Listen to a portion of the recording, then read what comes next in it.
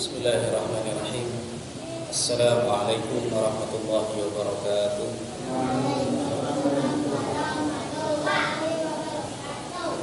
Innal hamdalillah nahmaduhu wa nasta'inuhu wa nastaghfiruh wa na'udzu billahi min shururi anfusina wa sayyiati a'malina. Man yahdihillahu fala mudilla lahu wa man yudlil fala hadiya lahu. Asyhadu an la ilaha illallah wahdahu la syarika lahu wa asyhadu anna Muhammadan abduhu wa rasuluhu la nabiyya wa la rasula ba'dahu. Amma ba'd. Fa ya rabbi zidni ilma warzuqni fahma, rabbi shrah li sadri wa yassir li amri wahlul 'uqdatam min lisani yafqahu qawli. Subhanaka la ilma lana illa ma 'allamtana innaka antal alimul hakim. Allahumma inna nas'aluka ilman nafi'a wa 'amalan mutaqabbala wa rizqan halalan thayyiban. Allahumma inna na'udzubika min qalbin la yakhsha wa du'a'in la yusma' wa 'ilmin la yanfa' wa 'amalin la yurfa' wa nafsin la tashba'. Kaum muslimin dan muslimat yang dimuliakan oleh Allah Subhanahu wa taala, kita insyaallah akan lanjutkan bahasan kitab Riyadhus Shalihin. Terakhir kita pada hadis yang ke-6. Hadis yang ke-7. Wa an Nabi Hurairah Abdurrahman ibni Sakhrin radhiyallahu anhu qala qala Rasulullah sallallahu alaihi wasallam innallaha ta'ala la yanzuru ila ajsamikum wala ila suwarikum walakin yanzuru ila qulubikum. Rawahu Muslim. Dan dari Abu Hurairah Abdurrahman bin Sakhr, semoga Allah meridhai beliau, berkata, Rasulullah sallallahu alaihi wasallam bersabda, sesungguhnya Allah Ta'ala tidak melihat kepada tubuh-tubuh kalian dan juga tidak kepada wajah-wajah kalian, akan tetapi Dia melihat pada hati-hati kalian. Hadis riwayat Imam Muslim. Artinya apa, jemaah? Kalau kita perhatikan di sini Abdurrahman bin Sakhr, ya, Abu Hurairah adalah salah seorang sahabat Nabi Shallallahu Alaihi Wasallam yang masuk itu ketika perang Khaybar. Setelah perang Khaybar, beliau bersama Rasulullah masuk Islam dan selalu mengikuti Rasulullah kemanapun beliau pergi, sampai beliau menjadi sahabat yang paling banyak meriwayatkan hadis dari Rasulullah Shallallahu Alaihi Wasallam. Namanya aslinya adalah Abdurrahman bin Sakhr. Ada yang mengatakan nama aslinya sebelum masuk Islam bukan Abdurrahman, ya, karena nama Abdurrahman itu biasanya identik dengan nama sudah masuk Islam. Nama aslinya itu adalah Abdus Syams. Abdus Syams itu berarti hambanya matahari, karena nama-nama orang Arab jahiliyah. Ketika masuk Islam, kemudian namanya diganti menjadi Abdurrahman. Bapaknya, ayahnya namanya Sakhr, ya, Ad-Dausi. Tentang namanya, julukannya sebagai Abu Hurairah, ini ada 3 pendapat. Yang pertama, Nabi sendiri yang memberi julukan, yang memanggilnya dengan Abu Hurairah. Abu itu bapak, Hurairah itu kucing kecil. Suatu ketika ada kucing kecil di ujung lengan baju beliau. Karena kita tahu kan, yang namanya lengan baju gamis itu kan biasanya dulu kan lengan bajunya kan besar, kan? Ya, lumayan besar, sehingga ada bisa anak kucing ini bisa main-main di sini, di ini, nyusap, ya, sembunyi kayak gitu. Lah kemudian bergerak-gerak, Rasulullah bertanya, ma hadhihi, apa ini? Kemudian Abdurrahman menjawab, hadhihi hirrah, ini kucing. Lalu Rasulullah pun memanggil beliau dengan ya Aba Hurairah, wahai bapaknya kucing kecil. Tapi karena ini yang memberi nama dan memberi lakabnya Rasulullah, beliau senang. Ini menunjukkan bahwa memberi lakab orang itu boleh-boleh aja, yang penting lakab baik-baik, bukan lakab yang serampangan asal-asalan, kan itu ya. Nah, ini riwayat yang pertama. Riwayat yang kedua, itu yang memberi nama bukan Rasul, tapi orang lain. Tapi pendapat yang pertama lebih kuat, lebih rajih. Ada juga pendapat yang ketiga, ini yang panggilan Abu Hurairah ini sejak beliau masih kecil. Jadi beliau itu sejak kecil suka sama kucing. Dia dari kecil suka kucing, bermain sama kucing, sehingga ayahnya yang bernama Soher kemudian memanggilnya dengan ya Abu Hurairah, wahai bapaknya kucing kecil. Tapi pendapat yang paling masyhur, yang paling kuat itu pendapat yang pertama tadi, yang memberi nama adalah baginda Rasulullah Shallallahu Alaihi Wasallam. Jadi karena main-main dengan kucing, kemudian disebut sebagai Abu Hurairah. Masuk Islam pada tahun Khaybar, yaitu membersamai Rasulullah Shallallahu Alaihi Wasallam hanya sekitar kurang lebih 3 tahun.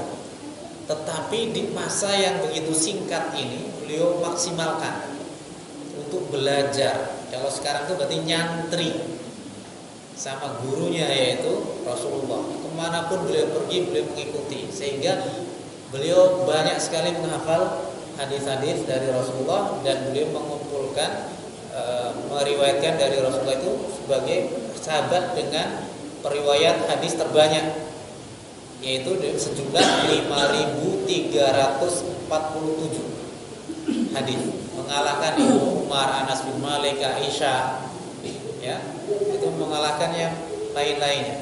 Ini kehebatan dari Abu Hurairah, hafalannya kuat.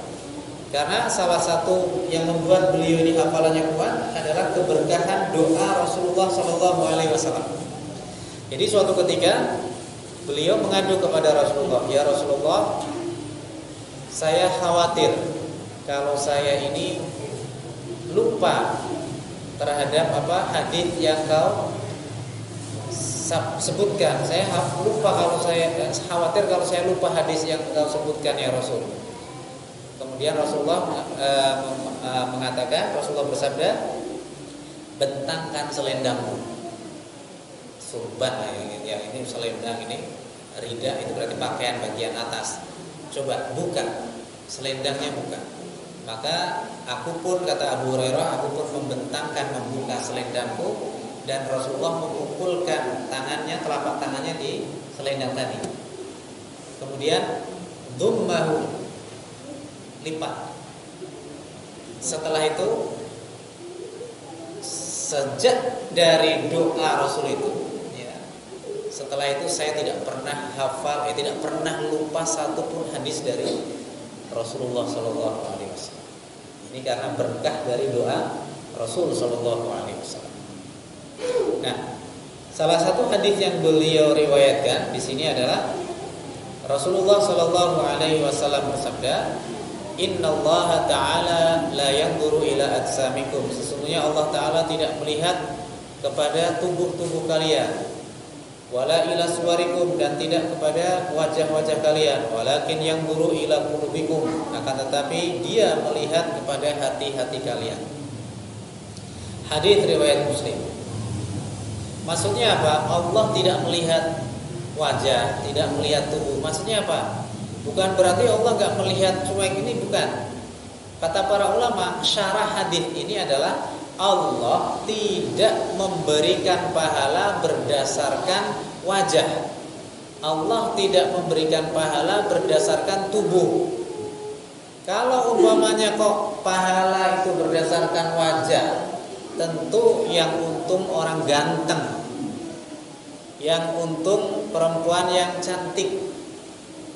Yang kurang ganteng rugi, pahalanya kecil. Ya kan? Itu kata para ulama gitu syarah hadisnya. Maksudnya Allah melihat hati, Allah memuliakan seseorang, memberikan pahala karena hati yang bersih. Hati yang bersih itu akan melahirkan amalan-amalan yang bersih. Bukan karena wajahnya glowing kemudian dia dapat pahala besar, enggak. Yang penting itu glowing hati, bapak-bapak, ibu-ibu sekalian. Buat apa wajah glowing kalau hatinya enggak glowing? Ya, penting hati. Ala inna fil jasad mudghah. Ketahuilah bahwa di dalam tubuh ada segumpal daging. Idza saluhat saluhal jasadu kulluh. Kalau baik, baik semuanya. Wa idza fasadat fasadal jasadu kulluh. Kalau rusak, rusak semuanya. Ala wahyal qalb. Ketahuilah anggota tubuh itu namanya hati. Namanya saja hati qol yang bolak-balik. Makanya salah satu doa Nabi ditetapkan hatinya, ya muqallibal qulub, tsabbit qulubana ala dinik. Wahai zat yang membolak-balikkan hati, tetapkan hati kami di atas agamamu. Ya muqallibal qulub, tsabbit qulubana ala ta'atik. Wahai zat yang membolak-balikkan hati, tetapkan, kokohkan hati kami di atas taat kepadamu. Wa ya muqallibal qulub, tsabbit qulubana ala mahabbati rasulik. Dan wahai zat yang membolak-balikkan hati, kokohkan hati kami tetap mencintai Rasulmu sallallahu alaihi wasallam. Jadi jamaah sekalian, Allah tidak melihat itu, tidak melihat wajah, tidak melihat tubuh ya yang keker. Kalau umpamanya ada Allah memberi pahala berdasarkan tubuh yang keker, kita orang Indonesia kalah jauh sama pahalanya sama orang Arab. Ya. Tapi yang dilihat adalah bagaimana kebersihan hati seseorang itu. Dalilnya diantaranya adalah di surah Saba ayat 37, Allah Subhanahu wa taala berfirman, A'udzubillahi minasyaitonir rajim. Wa ma amwalukum wala auladukum billati tuqarribukum indana zulfa illa man amana wa amila shalihan. Dan tidaklah harta kalian atau bukan juga anak-anak kalian yang kau dengannya berkurban di sisi kami supaya menjadi lebih dekat, itu gak ada maknanya kecuali bagi orang-orang yang beriman dan beramal saleh.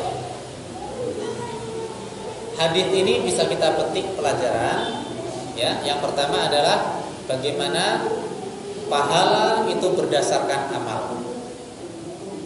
Di mana amal itu yang lahir dari bersumber dari hati yang bersih, ikhlas. Karena bab kita tentang niat dan ikhlas. Ikhlas dan niat yang betul. Itu pahala, bukan karena fisik ya, bukan karena apa yang nampak dari zahir dari tubuh kita. Kemudian apa? Pelajaran kedua yang bisa kita ambil adalah Islam ini ya, memberikan perhatian kepada keadaan hati serta mentashih, yaitu mengarahkan hati ini supaya mempunyai niat-niat yang bersih, mensucikannya dari segala sifat yang tercela yang dibenci oleh Allah Subhanahu wa taala. Penyakit hati ini susah diobati. Kadang ini bagi sebagian orang susah. Dan orang yang punya penyakit hati, Bapak Ibu sekalian, itu wajahnya udah kelihatan. Ya. Yang benar kata para ulama itu, orang punya penyakit hati itu wajahnya itu matanya bagaimana raut wajahnya, dan ini bisa terlihat. Tapi orang yang hatinya bersih, Masya Allah, ini bersinar ya, auranya ini, makanya kata auranya itu terang. Makanya kata Rasulullah, la tahqiranna minal ma'rufi syai'an. Jangan sekali-kali meremehkan perbuatan ma'ruf sedikit pun. Walau antalqa akhaka biwajhin talq. Meskipun bertemu dengan saudara kamu dengan wajah yang sumringah, tersenyum, penuh dengan senyuman, insyaallah. Ya, seperti itu yang akan membersihkan hati. Ada satu penyakit hati yang tidak atau susah, paling susah disembuhkan itu apa? Penyakit iri dan dengki. Bayangkan, iblis itu gara-gara iri dan dengki sama Nabi Adam sembuh gak? Banyak keturunannya gak sembuh karena iri dan dengki. Yahudi iri dengki sama umat Islam sama Rasulullah, sembuh gak? Banyak yang gak sembuh. Makanya kata Umar bin Abdul Aziz, orang yang iri dan dengki itu merasa didolimi padahal dia yang dolim. Jadi susah sembuhnya di situ, Pak. Kroso awake dhewe sing dianiaya padahal awake dhewe sing nganiaya orang. Itu orang yang iri dengki. Hawanya itu suudzon sama orang ini, jadi penilaiannya ini. Kenapa? Merasa dia terdolimi. Contoh nih pamannya. Ada pedagang sama nih. Ya. Kemudian pedagang ini sama jualannya deketan. Ya. Dan ini dia merasa terdolimi kan gitu ya. mendolimi, padahal dia ini apa? Dia umpamanya bikin ulah umpamanya, ya provokasi orang, atau bahkan yang paling parah itu main dunia hitam. Nah itu dunia hitam, dukun supaya orang itu nggak laku gimana. Kenapa? Dia merasa terdolimi dengan datanya orang itu, padahal dia dolim sama orang itu. Nah itu, itulah orang iri dan dengki. Makanya penyakit yang paling susah sembuhnya itu adalah hasad, ya. Kemudian pelajaran yang ketiga yang bisa kita ambil adalah bagaimana Islam memperhatikan untuk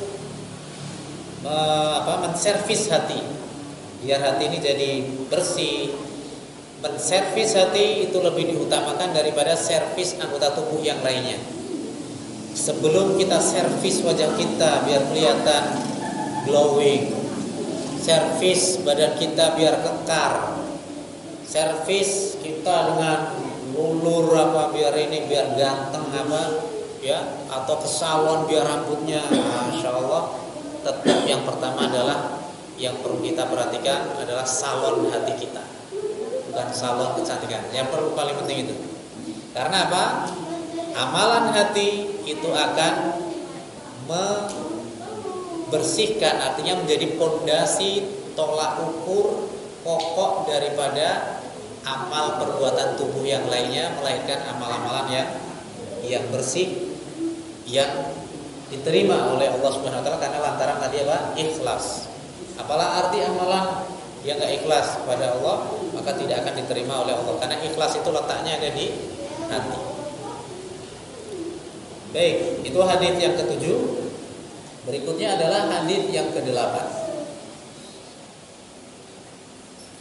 Wa an Abi Musa Abdullah ibni Qais al-Ash'ari radhiyallahu anhu qala, dan dari Abu Musa al-Ash'ari, nama aslinya adalah Abdullah bin Qais, semoga Allah meridhai beliau, berkata, Su'ila Rasulullah sallallahu alaihi wasallam 'anil rajuli yuqatilu syaja'an.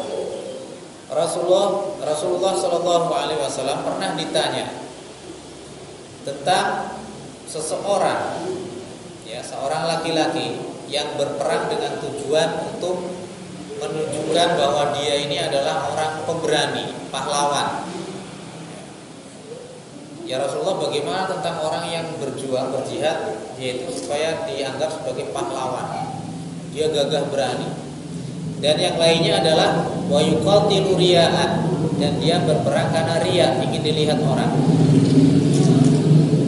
Ayyu dzalika fi sabilillah, maka mana di antara orang itu yang berjuang di jalan Allah, yang dinilai jihad fi sabilillah karena Allah itu mana? Apakah yang karena menunjukkan kegagahan, keberanian, atau karena riya? Faqala Rasulullah sallallahu alaihi wasallam, maka Rasulullah sallallahu alaihi wasallam menjawab, man qatala litakuna kalimatullahi hiyal ulya fahuwa fi sabilillah. Barang siapa yang berperang dengan tujuan agar kalimat Allah atau agama Islam ini menjadi luhur, menjadi tinggi, maka ia barulah disebut sebagai orang yang jihad fi sabilillah. Ini muttafaqun alaih, hadis riwayat Bukhari dan Muslim. Jamaah sekalian yang dimuliakan oleh Allah Subhanahu wa taala. Jadi hadis ini ya, berupa ada sahabat datang kepada Rasulullah bertanya. Jadi Abu Musa bukan yang bertanya, tapi beliau yang menyaksikan. Siapa penanyanya? Penanyanya adalah seorang lelaki bernama Lahik bin Damrah al-Bahili. Lahik bin Damrah al-Bahili. Jadi apa hukumnya? Nah, ada orang yang berperang karena minta dilihat, diperhatikan keberaniannya, wa yuqatilu hamiyatan, karena membela sukunya, atau wa yuqatilu riya'an, atau karena riya, dia ingin dilihat.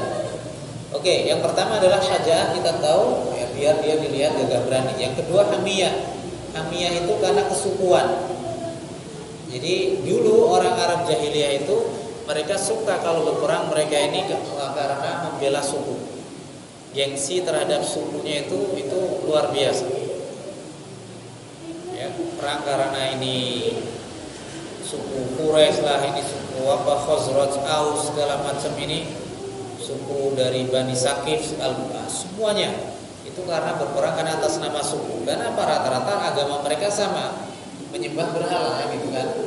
Tapi mereka berperang karena suku, ya, karena keluarga seperti itu. Atau orang yang riya karena ingin dilihat oleh manusia. Maka yang dimaksud kalimatullah menjadikan agama Allah ini lebih tinggi, paling tinggi. Al-Islamu ya'lu wa la yu'la alaih. Islam itu tinggi dan tidak ada yang lebih tinggi daripada Islam.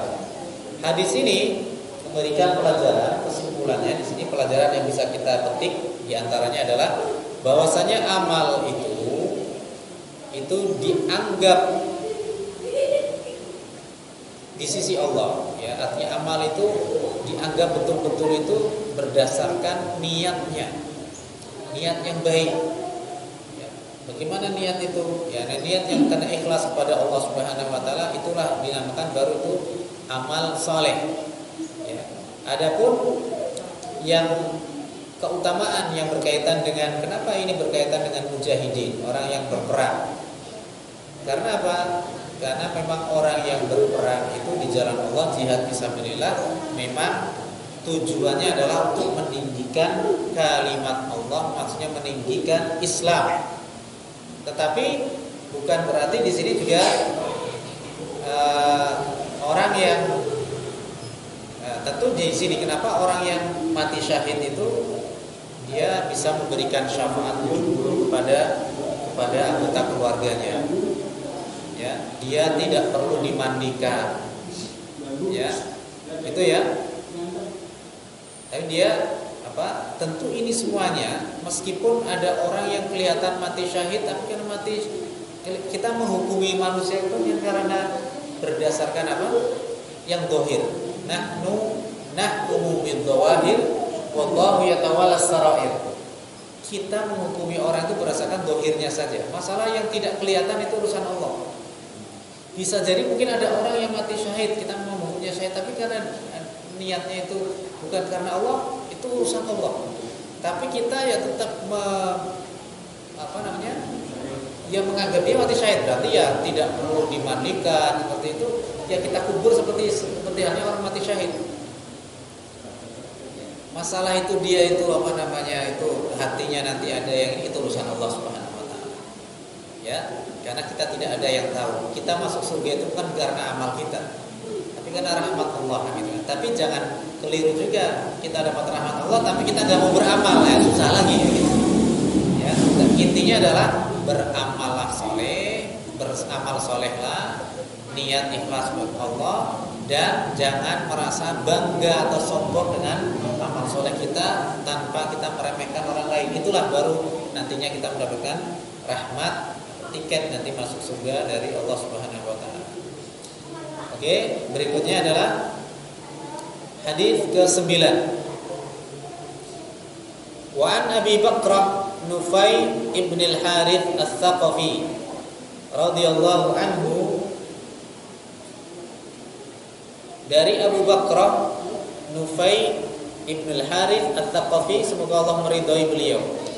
Sahabat Abu Bakrah ini ini julukan.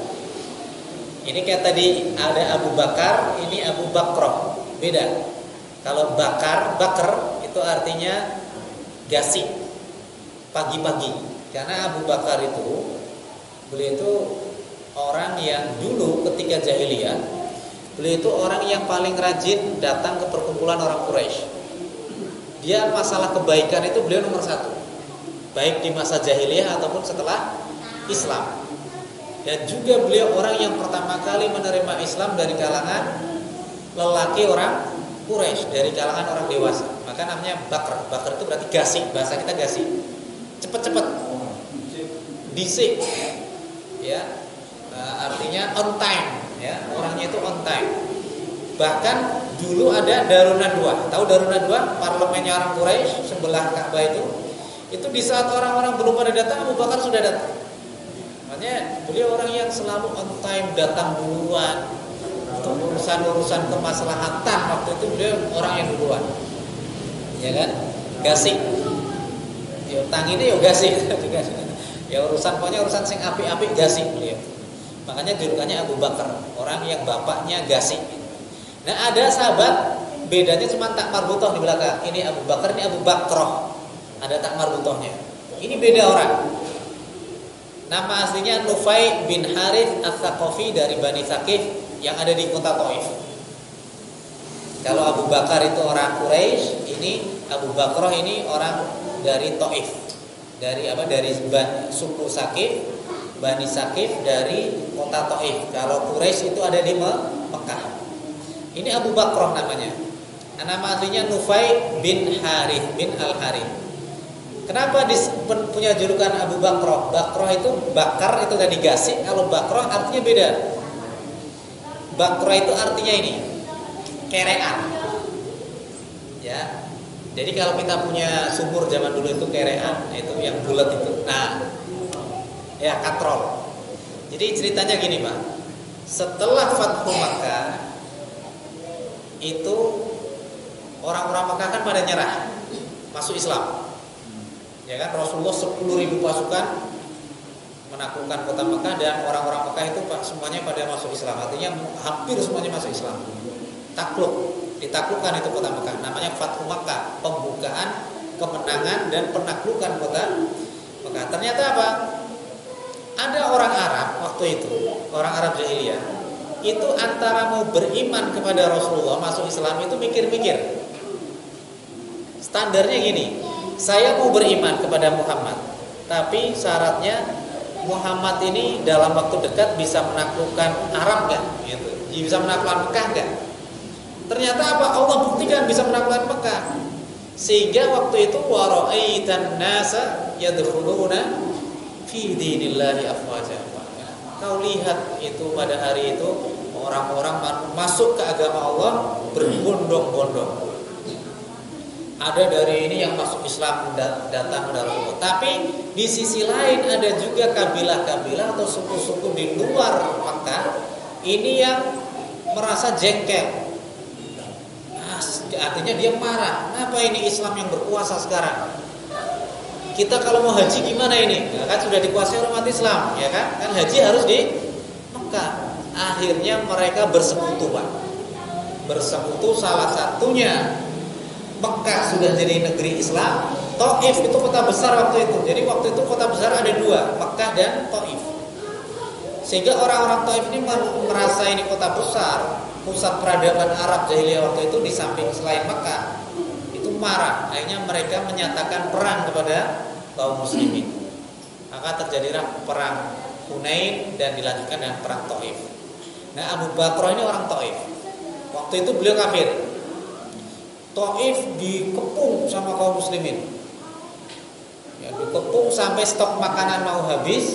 Akhirnya mereka ini menyerah. Dan Taif bisa ditaklukkan oleh kaum muslimin. Nah, orang yang bisa dikatakan orang yang pertama kali turun dari benteng Taif itu adalah Nufai bin Haris ini. Jadi turunnya itu pakai kerean. Maka ketika beliau turun mengikat tubuhnya di kerean itu, turun kayak pendaki itu. Akhirnya orang-orang pada panggil Abu Bakroh, bapaknya kerean. Nah itu. Akhirnya jadi julukan beliau akhirnya jadi Abu Bakroh. Itu kisahnya kayak gitu. Nama aslinya apa? Nufai. Siapa? Nufai bin Harith. Makanya saat itu beliau lebih terkenal dengan julukan Abu Bakroh. Ya. Jadi Abu Bakroh radhiyallahu anhu. Jadi masuk Islam karena sudah terkepung dan akhirnya bagus, keislamannya bagus. Bahkan meriwayatkan beberapa hadis dari Rasulullah SAW. Salah satunya Abu Bakroh ini meriwayat hadis pernah suatu ketika beliau ini sholat terlambat, kemudian bikin shaf sendirian. Jadi kebiasaan sahabat ini kalau sholat gak pernah terlambat. Jadi kalau Rasulullah SAW sahabat udah pada nata, gak ada yang masbuk itu, gak ada. Yang masbuk itu kebiasaan kita. Ya Masya Allah. Subhanallah, kita itu kalau kita itu kebiasaan masuk ke sahabat enggak, sehingga apa? Itu sudah pada kumpul. Suatu ketika Abu Bakar datangnya terlambat, sehingga apa? Enggak ada teman yang nemenin beliau shaf. paling belakang, safnya sendirian. Hanya diperingatkan oleh Rasulullah, la salata liman fis saffi wahdah, liman fi khalfas saffi wahdah. Tidak sempurna sholatnya orang yang berdiri sendirian di shaf paling belakang. Jadi minimal ada temannya kan gitu. Nah itu makanya menunjukkan itu. Ada yang mengatakan jamaahnya kurang sempurna. Ada yang mengatakan jamaahnya tidak sah. Sholatnya sah tapi jamaahnya nggak sah kan gitu. Ya karena dia sendirian, ya masbuk gitu. Nah sahabat Abu Bakar ini meriwayatkan hadis dari Rasulullah Shallallahu Alaihi Wasallam. Anna Nabiya Shallallahu Alaihi Wasallam, bahwasanya Nabi Shallallahu Alaihi Wasallam bersabda, "Idzal taqal muslimani bisayfaihima." Apabila dua orang muslim bertemu dengan kedua pedangnya, dengan pedangnya masing-masing. Ya, ini satu orang bawa pedang, satunya lagi bawa pedang. Sudah siap mau saling bunuh. Fal qatilu wal maqtulu finnar. Maka yang membunuh dan yang dibunuh dua-duanya masuk neraka. Qultu, aku bertanya, ya Rasulullah, kata Abu Bakar, wahai Rasulullah, hadzal qatil fama balul maqtul. Ini yang membunuh wajar dia masuk neraka. Lalu kenapa orang yang dibunuh dia juga masuk neraka? Ini kata Abu Bakar. Qala, Rasulullah menjawab, innahu kana harisan ala qatli sahibihi. Karena sesungguhnya yang dibunuh itu juga sama punya niatan kuat untuk membunuh yang membunuh. Jadi cuman keduluan terbunuh sehingga dia sama-sama masuk neraka. Muttafaqun alaih, hadis riwayat Bukhari dan Muslim. Hadis riwayat Bukhari ya, dalam kitab fitan, bab masalah fitnah. Pada bab kitab fitan, bab apabila seorang dua muslim bertemu dengan kedua pedangnya. Dalam bab iman dan juga diyat. Diyat itu denda ya. Kalau membunuh orang dimaafkan itu 100 ekor unta kan, itu kan diyatnya, itu berarti denda. Dan diriwayatkan oleh Muslim di kitab fitan juga, kitab fitnah pada bab idza tawajjahal muslimani bisayfaihima. Kalau Bukhari idza taqa, sesuai lafaz hadis. Kalau Imam Muslim dengan lafaz idza tawajjaha pada babnya. Tapi katanya sama idza taqa.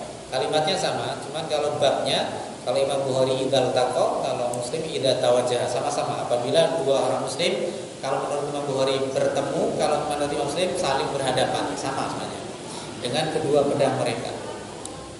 Iltaqal musliman, dua orang muslim itu bertemu, maksudnya setiap satu dari keduanya itu punya niat untuk membunuh temannya. Hadis ini memberikan pelajaran kepada kita bahwa siksa iqab itu terjadi, berlaku bagi orang yang sudah berazam. Orang yang sudah berazam untuk bermaksiat dengan hatinya, dan dia sudah, artinya sudah ya mengerjakan, artinya sudah di hadapan mata, dia sudah tinggal mengerjakan ya, dan dia sudah melakukan sebab-sebab yang bisa ya tinggal seperti orang mau membunuh ya, dia ini sudah dengan sudah menggerakkan tangannya seperti itu, maka dia berhak mendapatkan siksa dari Allah. Baik itu terjadi pembunuhan ataupun tidak, atau masih dia terbunuh. Ini kalau Allah tidak mengampuni dosanya.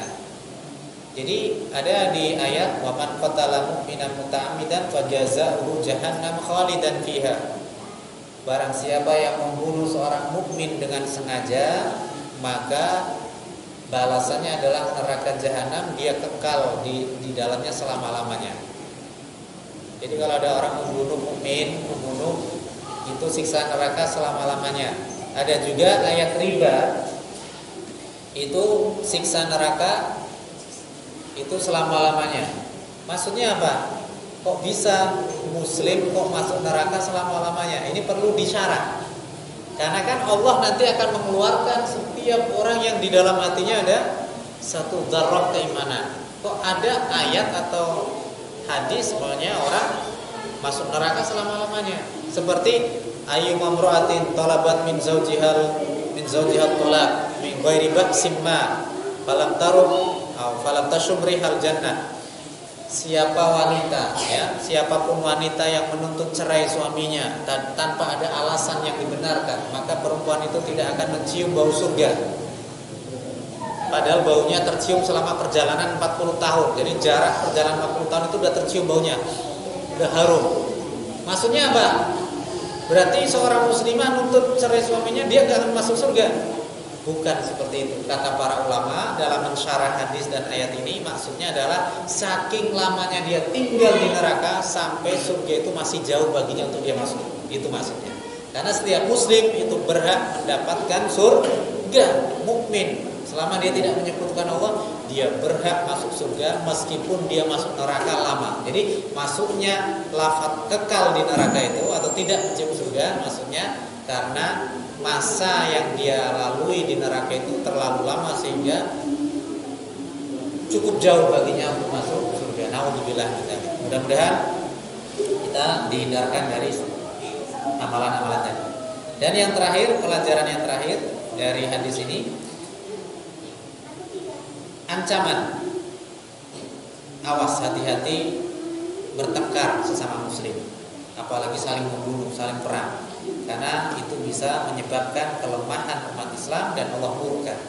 Jadi perpecahan umat Islam itu bisa melemahkan Islam itu sendiri, melemahkan umat Islam, dan Allah murka terhadap itu. Karena kita muslim harus bersatu, ya, sama-sama untuk berjuang, untuk memperjuangkan agama Allah Subhanahu wa taala. Mudah-mudahan bermanfaat apa yang saya sampaikan untuk penjelasan tentang ketiga hadis ini.